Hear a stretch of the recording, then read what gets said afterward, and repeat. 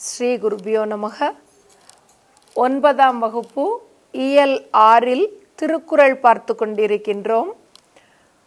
இதில் புல்லறிவாண்மை, இகழ், குடிமை ஆகிய 3 அதிகாரங்களிலிருந்தும் குறள்களை பார்த்தோம். அடுத்து சான்றாண்மை என்ற அதிகாரத்தை பார்த்தோம். சான்றாண்மை என்றால் ஒருவன் இவ்வுலகில் நல்லவனாக நற்சிந்தனைகளோடு நற்செய்கைகளோடு வாழ்வதுதான் என்ன அப்படின்னு சொல்லிட்டுனா சான்றாண்மை. சான்றோனாக இருத்தல் அப்படின்னு சொல்லிட்டு சொல்றது.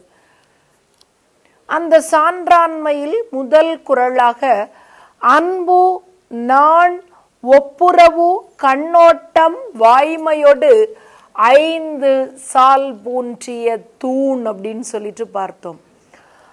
சான்றாண்மை என்று சொல்லக்கூடிய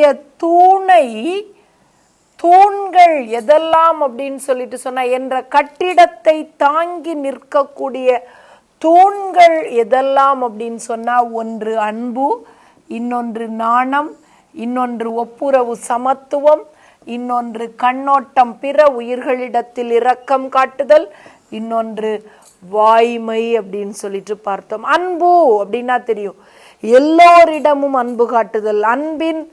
அன்பிற்கு எடுத்துக்காட்டு அப்படின்னு சொன்னாலே அன்னை தெரசாவை சொல்லலாம். அதனாலதான் அன்னை என்ற ஒரு பெயர் அவருக்கு கிடைத்தது. எல்லோரிடமும் அன்பு காட்டியதன் காரணமாக அவருக்கு அன்பு என்ற அன்னை என்ற ஒரு பெயரானது கிடைத்தது. நான் என்றால் நாணம், நாம் செய்த தவறுக்காக வெட்கப்படுதல். நான் தவறு செய்துட்டேன், கடவுள்கிட்ட போய் என்னுடைய பாவத்தை ஒப்பு கொடுத்துட்டேன், நாளைக்கு இன்னொரு தவறு செய்யலாம் என்பதல்ல. செய்த தவறுக்காக மனதால் வருந்தி வெட்கப்பட்டு இதற்கு மேல் இப்படி ஒரு தவறை செய்ய மாட்டேன் என்று நினைப்பது நாணம். ஒப்புரவு, எல்லோரையும் சமமாக எண்ணுதல் வேண்டும். ஏழை, பணக்காரன், உயர்ந்தவன், தாழ்ந்தவன், மதத்தால், இனத்தால், மொழியால் வேறுபாடு காட்டாமல் எல்லோரும் ஒன்றே என்று எண்ணுதல் வேண்டும். கண்ணோட்டம், இரக்கம், எல்லோரிடமும் இரக்கம் காட்டுதல் வேண்டும். சாலையை கடக்கின்ற பொழுதாக இருக்கலாம், அல்லது எங்காவது செல்கின்ற பொழுதாக இருக்கலாம். யாரோ ஒரு நபரோ அல்லது ஏதோ ஒரு உயிரினமோ அடிபட்டு உயிருக்கு போராடி கொண்டிருக்கின்றது, அல்லது வலியால் துடித்து கொண்டிருக்கின்றது, அல்லது பசியால் வாடிக்கொண்டிருக்கின்றது அப்படின்னு சொன்னா அந்த உயிர்களிடத்தில் இரக்கம் கொள்ளுதல் வேண்டும். வள்ளலார் செய்தார். வாடிய பயிரை கண்ட போதெல்லாம் வாடினேன் சொன்னார். ஒரு பயிர் வாடியதையே அவரால் பொறுக்க முடியாமல் ஓரறிவு படைத்த பயிரின் மீது இரக்கம் கொண்டவர் வள்ளலார். பசி பிணி என்னும் அரக்கன் அப்படின்னு சொல்லிட்டு சொன்னார். பசி என்பது அரக்கன். வறுமையினால் ஒருவன் உணவில்லாமல் இருப்பானேயாயின் அந்த கொடுமைக்கு பேரு அரக்கன்னு சொன்னாரு. பாரதியார் சொன்னாரு, தனி மனிதனுக்கு உணவில்லை எனில் இந்த ஜகத்தினை அழித்திடுவோம் சொன்னார். அப்போ உணவின்றி ஒருவன் வாடுவானேயாயின் அவன் மீது இரக்கம் கொள்ளுதல் வேண்டும். ஒரு பறவையோ ஒரு விலங்கோ அடிபட்டு துடிக்கின்றது என்றால் அதன் மீதும் இரக்கம் கொள்ளுதல் வேண்டும். ஒரு நாள் ஒரு சிறுவன் ஒரு நந்தவனத்தில் உலாவிக் கொண்டிருக்கின்றான். அப்படி அவன் விளையாடி கொண்டிருக்கக்கூடிய சமயத்தில் அவன் முன் ஒரு பறவையானது வந்து விழுகின்றது. விழுந்த பறவையை குனிந்து பார்க்கின்றான். பறவையினுடைய உடலில் அம்புதைத்த நிலையில் உயிருக்காக துடித்து கொண்டிருக்கின்றது பறவையை தன்னுடைய 2 கைகளாலும் எடுத்து அணைத்து மெதுவாக அந்த அம்பை நீக்கிவிட்டு அந்த பறவையினுடைய அம்புதைத்த இடத்தில் மருந்திட்டு அதை கட்டி அதை பாதுகாத்து அதனுடைய வலியை போக்குவதற்காக தடவிக்கொண்டிருக்கின்றான். அந்த நேரத்தில் ஒருவன் உள்ளே வருகின்றான். இந்த பறவையின் மீது அம்பு எய்தவன் நான், பறவை எனக்கு சொந்தம், என்னிடம் கொடுத்து விடு என்று.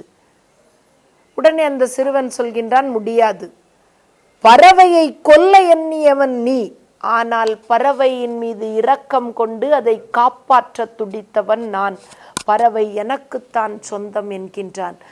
வழக்கு அரசவைக்கு செல்கின்றது. அரசனின் முன் வழக்கானது வைக்கப்படுகின்றது. அரசர் விசாரிக்கின்றார். விசாரித்து முடித்துவிட்டு ஒரே நீதி வழங்கி விடுகின்றார். கொல்ல நினைத்தவனுக்கு அந்த பறவை சொந்தமல்ல, அந்த பறவையை காப்பாற்ற நினைத்தவனுக்கே அந்த பறவையானது சொந்தம் என்று சொல்லிவிடுகின்றார். அந்த பறவையை அன்று காத்த சிறுவன்தான் இன்று புத்தர் என்று எல்லோராலும் வழிபடக்கூடிய புத்தர். சித்தார்த்தன் என்று அன்று சிறுவனாக இருந்தவன் புத்தராக மாறியதற்கு காரணம் என்ன அப்படின்னு சொன்னா, பிற உயிர்களின் மீது அவன் கொண்ட இரக்கம். அடுத்து வாய்மை. வாய்மை அப்படின்னா உண்மை. எந்த ஒரு சூழ்நிலையிலும் உண்மையை கைவிடுதல் கூடாது. உண்மை அப்படின்னு சொன்னாலே ஹரிச்சந்திர மகாராஜா தான் நினைவுக்கு வருவார். விஸ்வாமுத்திர முனி எவ்வளவோ சோதனைகள் கொடுத்து நாடு நகரம் அனைத்தையும் இழந்து எதுவுமே இல்லாமல் சுடுகாட்டில் ஒரு வெட்டியானாக பணியாற்றி கொண்டிருக்கக்கூடிய சமயத்தில் கூட தன்னுடைய மனைவி தன்னுடைய மகனை பிணமாக சுமந்து கொண்டு வந்து நின்ற பொழுது கூட உண்மையை நேர்மையை ஒரு பொழுதும் கைவிட மாட்டேன், காசு கொடுத்தாதான் பிணத்தை எரிக்க முடியும் என்று உண்மைக்காக நின்றவன் ஹரிச்சந்திர மகாராஜா. அதனால் இன்றும் ஹரிச்சந்திரன் இந்த உலகத்தில் பேசப்பட்டு கொண்டிருக்கின்றான். அப்போ ஒருவன் சான்றோன் என்று இந்த உலகத்தில் பேசப்பட வேண்டுமேயாயின், நால்வரால் புகழப்பட வேண்டுமேயாயின், அவனிடம் இந்த 5 தூண்களும் வலுவாக இருக்க வேண்டும். இதுவே சான்றாண்மை என்ற கட்டிடத்தை தாங்கக்கூடிய தூண்களாகும். அன்பு, நான், ஒப்புரவு, கண்ணோட்டம், வாய்மையோடு 5 சால் பூன்றிய தூண். அடுத்து சான்றாண்மை அதிகாரத்தில் ஆற்றுவார் ஆற்றல் பணிதல் அது சான்றோர் மாற்றாரை மாற்றும் படை. ஆற்றுவார் ஆற்றல் பணிதல் அது சான்றோர் மாற்றாரை மாற்றும் படை. ஆற்றுவார் ஆற்றல் பணிதல், ஒரு செயலை திறம்பட செய்பவனிடம் இருக்க வேண்டிய பண்பு என்ன அப்படின்னு சொல்லிட்டு சொன்னா பணிதல். பணிவு, அடக்கம் என்ற பண்பானது அவனிடம் இருத்தல் வேண்டும். அடக்கம் இல்லை அப்படின்னு சொல்லிட்டு சொன்னா பதவியாக இருக்கலாம், பட்டமாக இருக்கலாம், செயல் செய்வதில் சிறந்த ஒரு பண்பாளனாக இருக்கலாம். எனக்கு எல்லாம் தெரியும், என்ன மிஞ்சுறதுக்கு இந்த உலகத்துல யாருமே இல்லை என்ற ஒரு ஆணவம், ஒரு தலைக்கணம், ஒரு திமிர் இருக்குமேயாயின் அழிவே நேரிடும். ஆற்றுவார் ஆற்றல் பணிதல், எந்த ஒரு செயலையும் திறம்பட ஆற்றக்கூடிய வல்லமை இருக்கக்கூடிய ஒருவனிடம் அடக்கம், பணிவு என்ற ஒரு குணம் இருக்க வேண்டும். அது சான்றோர் மாற்றாரை மாற்றும் படை. அது அந்த சான்றோனிடம் இருக்குமேயாயின் மாற்றாரை மாற்றும் படை. மாற்றார் என்றால் பகைவர். அந்த பணிவு அவனுடைய பகைவனையே நண்பனாக மாற்றக்கூடிய கருவியாகும். இப்போ பணிவு என்ற ஒன்றை நாம் ஆயுதமாக வைத்திருப்பேயாயின், கருவியாக கொண்டிருப்போமேயாயின், அது நம்முடைய பகைவரை கூட நண்பராக மாற்றிவிடும். ஆற்றுவார் ஆற்றல் பணிதல் அது சான்றோர் மாற்றாரை மாற்றும் படை. ஒரு சான்றோனாக ஒருவன் இவ்வுலகில் திகழ வேண்டுமேயாயின் அவன் தான் செய்யக்கூடிய செயலில் பணிவை கடைபிடித்தல் வேண்டும். அந்த பணிவை அவன் கடைபிடிப்பானேயாயின் அவனுடைய பகைவரை கூட நண்பனாக மாற்றக்கூடிய சிறந்த கருவியாக அந்த பணிதல் திகழும் அப்படின்னு சொல்லிட்டு சொல்றார். அதனால பணிவு என்பது எல்லா செயல்களிலும் மிகவும் முக்கியமானது. ஆற்றுவார் ஆற்றல் பணிதல், எவ்வளவு பெரிய உயர்ந்த பதவியில் இருந்தாலும் பணிவோடு நடந்து கொள்ள வேண்டும். ஆற்றுவார் ஆற்றல் பணிதல் அது சான்றோர் மாற்றாரை மாற்றும் படை. அவனுடைய பகைவர்களையே நண்பனாக மாற்றக்கூடிய ஒரு சிறந்த கருவியாக திகழும். அடுத்து சான்றாண்மை. ஊழி பெயரினும் தாம் பெயரார் சான்றாண்மைக்கு ஆழி எனப்படுவார். ஊழி பெயரினும் தாம் பெயரார் சான்றாண்மைக்கு ஆழி எனப்படுவார். ஊழி என்றால் அழிவு காலம், காலம் அப்படின்னு சொல்லிட்டு சொல்லலாம். ஆழி என்றால் கடல் என்று பொருள். ஊழி பெயரினும் தாம் பெயரார். இந்த உலகம் அழியக்கூடிய ஊழிக்காலமே வருமேயாயினும் சான்றாண்மை குணமுடையவர் தாம் பெயரார் தன்னுடைய இயல்பில் இருந்து ஒருபோதும் மாறவே மாட்டார். அவன் இந்த சான்றாண்மை என்ற குணத்திற்கு ஆழி எனப்படுவான், கடல் என்று எல்லோராலும் புகழப்படுவான். ஊழி பெயரினும் தாம் பெயரார் சான்றாண்மைக்கு ஆழி எனப்படுவார். இந்த உலகம் அழிவை சந்திக்கக்கூடிய அழியக்கூடிய ஒரு அழிவு காலமே வந்தால் கூட சான்றாண்மை குணத்தில் சிறந்தவன் தன்னுடைய இயல்பில் இருந்து மாறமாட்டான். அவன் சான்றாண்மைக்கு கடல் என்று புகழப்படுவான். நல்லவர்களாலே இந்த உலகம் இயங்கிக் கொண்டிருக்கின்றது அப்படின்னு சொல்லிட்டு சொல்றோம். உலகமே அழியக்கூடிய அழிவு காலம் வந்தால் கூட சான்றோர்கள் சிலரால் இவ்வுலகம் இயங்கிக் கொண்டிருக்கின்றது. நல்லார் ஒருவர் உளரேல் அவர் பொருட்டு எல்லாருக்கும் பெய்யும் மழை. மழை கூட நல்லவர் ஒருவர் இவ்வுலகில் வாழ்கிறார் என்பதற்காக நீரை இவ்வுலகிற்கு வழங்கி கொண்டிருக்கின்றது வானம் அப்படின்னு சொல்லிட்டு சொல்றாங்க. அப்போ உலகமே அழியக்கூடிய அழிவு காலம் வந்தால் கூட சான்றோருக்கு என்ன கிடையாது?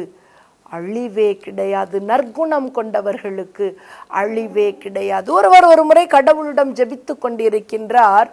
அப்ப கடவுள் அவருக்கு மட்டும் அசரீரி மூலமாக சொல்கின்றார், நான் இந்த உலகத்தில் பாவம் மிகுந்து விட்டது, அதனால இந்த உலகத்தை அழித்து விடலாம் என்று முடிவு செய்து விட்டேன். ஆனா நீ நல்லவனாக இருப்பதால் உன்னையும் உன்னுடைய குடும்பத்தை மட்டும் நான் காப்பாத்தலாம் அப்படின்னு சொல்லிட்டு முடிவு பண்ணியிருக்கேன் அப்படின்னு சொல்லிட்டு சொல்றாரு. உடனே கடவுள்கிட்ட அவர் சொல்றாரு, இல்ல கடவுளே, உலகத்தை அழிக்க வேண்டாம், கொஞ்சம் நல்லவங்க இருந்தாங்க அப்படின்னா அந்த நல்லவர்களுக்காக இந்த உலகத்தை காப்பாத்துவீங்களான்னு கேட்கிறாரு. உடனே அவர் சொல்றாரு, சரி பரவாயில்ல, சரி ஒரு 1000 பேர் ஓகே கொண்டு வா, 1000 பேர் இருந்தா சொல்லு, நான் இந்த உலகத்தை அழிக்கல. திரும்பவும் அவர் கடவுள்கிட்ட வர்றாரு, கடவுளே தேடின ஒரு 1000 பேர் இல்லை, இன்னும் கொஞ்சம் எக்ஸ்கியூஸ் கொடுங்களேன், ஒரு 500 பேர், சரி பரவாயில்ல கொண்டு வா. 500 பேரும் இல்லை. திரும்பவும் கடவுள்கிட்ட வர்றாரு, கடவுளே ஒரு 100 பேர் பரவாயில்ல, 100 பேர் இருந்தா கூட பரவாயில்ல கொண்டு வா. 100 பேரும் இல்லை. திரும்ப சொல்றாரு, கடவுளே ஒரு 10 பேர், 10 பேர் கூட இல்லை. கடவுள் உலகத்தை அழிப்பது என்று முடிவு செய்து விடுகின்றார். பெருமழை பொழிகின்றது. வெள்ளத்தில் அந்த குடும்பத்தை மட்டும் காப்பாற்றிக் கொள்வதற்காக கப்பலை ரெடி பண்ண சொல்லிட்டார் கடவுள். கப்பல்ல நீ உன்னுடைய குடும்பத்தை நீ காப்பாற்றிக்கொள். வெள்ளத்தால் இந்த உலகத்தை அழிப்பது என்று முடிவு செய்து விடுகின்றார். அந்த ஒரே ஒரு குடும்பம் மட்டும் காப்பாற்றப்படுகின்றது. இப்போ ஊழி பெயரினும் தாம் பெயரார். இந்த உலகமே அழியக்கூடிய ஊழி காலம் வந்தாலும் சான்றோர்களுக்கு அழிவு என்பதே கிடையாது. தாம் பெயரார் சான்றாண்மைக்கு ஆழி எனப்படுவார். நற்செயல் என்பதற்கு கடல் என்று புகழப்படுபவனுக்கு அழிவு காலமே கிடையாது. ஊழி பெயரினும் தாம் பெயரார் சான்றாண்மைக்கு ஆழி எனப்படுவார். எல்லோரும் அழிவில் சிக்கிக் கொண்டிருக்கின்ற பொழுது கூட சான்றோன் இவ்வுலகத்தில் நிலைத்து வாழ்வான். ஊழி பெயரினும் தாம் பெயரார் சான்றாண்மைக்கு ஆழி எனப்படுவார். அடுத்த அதிகாரம் நாணுடைமை. நாணம் அப்படின்னா என்ன அப்படின்றது நம்ம ஏற்கனவே பார்த்த பாடல்ல பார்த்தோம். நாணம் என்றால் வெட்கம். இந்த நாணுடைமை அதிகாரத்தை பற்றி நாம் அடுத்த வகுப்பில் காணலாம். எமது ஆன்லைன் பாடங்களை தினமும் பெற கீழே இருக்கும் சப்ஸ்கிரைப் பட்டனை அழுத்தவும். எங்களுடைய பதிவுகள் உடனுக்குடன் உங்களை வந்து சேரும். நன்றி.